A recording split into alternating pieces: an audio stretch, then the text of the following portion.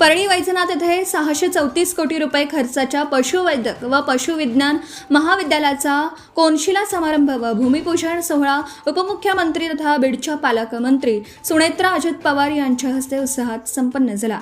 या महाविद्यालयामुळे मराठवाड्यातील विद्यार्थ्यांना उच्च दर्जाचं पशुवैद्यकीय शिक्षण मिळण्यासोबतच शेतकऱ्यांच्या समृद्धीलाही चालना मिळते।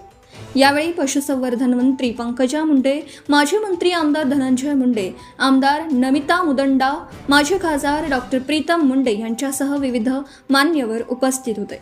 उपमुख्यमंत्री सुनेत्रा पवार म्हणाल्या की शेतीला आधार देणाऱ्या पशुधनाची काळजी घेणं ही काळाची गरज आहे। या महाविद्यालयातून विद्यार्थ्यांना अत्याधुनिक शिक्षण, प्रयोगशाळा, संशोधन केंद्र व वसतिगृहांच्या सुविधा मिळतील। परिसरातील 50 ते 100 गावातील जनावरांवर आधुनिक उपचारांची सुविधा परळीतच उपलब्ध होणार आहे। दूध उत्पादन, शेळी पालन यासह विविध क्षेत्रात संशोधन केलं जाणार आहे।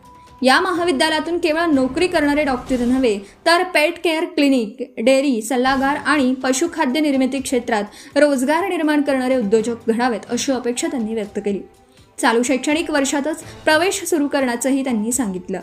आमदार धनंजय मुंडे यांनी परळीतील पशुवैद्यक व कृषी महाविद्यालय आंतरराष्ट्रीय दर्जाचे होत असल्याचा आनंद व्यक्त केला। परळी येथील पशुवैद्यक महाविद्यालयाला स्वर्गीय गोपीनाथराव मुंडे यांचं नाव देण्याची मागणी त्यांनी केली। पशुसंवर्धन मंत्री पंकजा मुंडे म्हणाल्या की या महाविद्यालयामुळे परळी परिसरात मोठा बदल घडणार आहे। पशुपालकांना व्यवसायासाठी 50% अनुदान दिलं जाईल। तसेच महाविद्यालयाला स्वर्गीय गोपीनाथराव मुंडे यांचं नाव देण्यासाठी आपण प्रयत्नशील असल्याचं त्यांनी सांगितलं। समृद्ध शेतकरी, सुदृढ जनावर आणि स्वावलंबी मराठवाडा घडवण्याचा संकल्प यावेळी व्यक्त करण्यात।